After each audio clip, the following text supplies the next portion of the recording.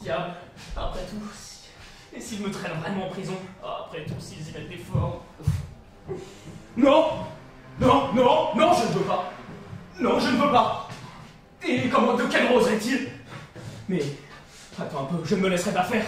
Je lui dirai, quelle audace! Comme ose...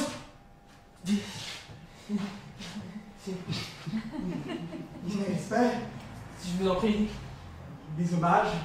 excusez. Gouverneur de la ville, je suis entré ici par hasard pour voir si on traitait bien les voyageurs et les gens de bien en général. C'est mon devoir. Que voulez-vous que cela me fasse? Je paierai, je vous assure, on doit m'envoyer de l'argent. C'est plutôt elle la fautive. Elle me sert de la viande qui est dure comme du bois, la soupe, le diable sait ce qu'elle fourre dedans. Des journées entières, elle me fait crever de faim. Alors pourquoi moi, c'est insensé? Je vous jure que je ne suis pas fautif. La viande qu'on nous fournit ici au marché est toujours de première qualité. Ce sont les marchands de Comolgori qui nous la fournissent. Des gens très bien, très sobres, aux manières impeccables. Des gens respectueux. Mais s'il y a le moindre problème, laissez-moi vous conduire dans un autre logement. Non, non, non, non, je sais ce que cela veut dire, un autre logement. La prison? Non, mais... De quel droit? Comment osez-vous? Vous savez-vous qui je suis? Je suis fonctionnaire à Pétersbourg. Mais moi, vous ne me connaissez pas? Oh, les maudits marchands, ils ont tout raconté. Je suis fini. Vous viendriez avec tout un régiment que je ne vous suivrai pas. J'irai directement au ministre. Non mais, qu'est-ce que vous vous imaginez? Je vous en supplie. J'ai une femme, des petits enfants, ne faites pas mon malheur, je vous en supplie. Qu'est-ce que cela me fasse? Alors, sous prétexte que vous avez une femme et des enfants, moi je dois aller en prison? Non mais, c'est un monde. Je vous jure que c'est à cause du manque de moyens. Le traitement qu'on me fournit suffit à peine pour le sucre le thé. Et s'il y a eu quelques pots de vin, je vous jure que ce n'était rien. À peine un bout de tissu pour un ou deux vêtements, ou un petit rien pour la table. Et cette histoire de femme de sous-officier que j'ai soi-disant fait fouetter, c'est une invention de pure calomnie. Ce sont les ennemis qui l'ont tout inventé. Et ces gens-là sont des malades, ils pourraient attenter à ma vie. Que voulez-vous que j'y fasse? Je ne vois d'ailleurs pas pourquoi vous me parliez de vos ennemis ou de cette femme de sous-officier. Mais moi, vous n'oseriez pas me faire fouetter. Vous n'avez pas le bras assez long. Non, vous n'oseriez pas. Non.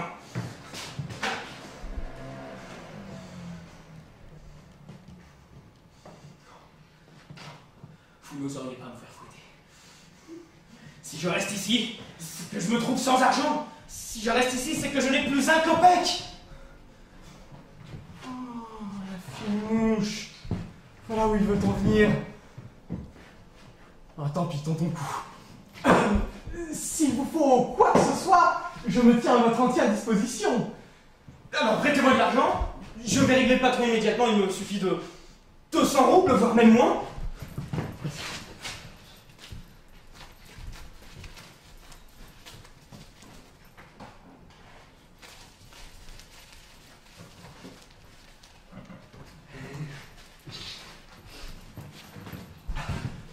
Voilà tout juste 200 roubles. Ne vous donnez pas la peine de compter. Je vous remercie infiniment. Dès que je serai à la maison, je vous les renverrai. Mais pourquoi restez-vous debout? Asseyez-vous, je vous en prie.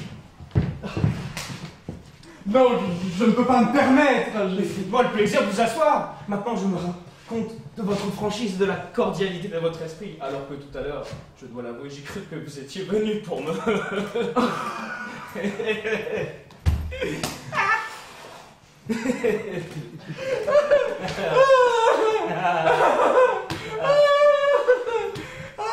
Je sens que les choses vont déjà mieux. Au lieu de 200, je vais filer 400 d'un coup.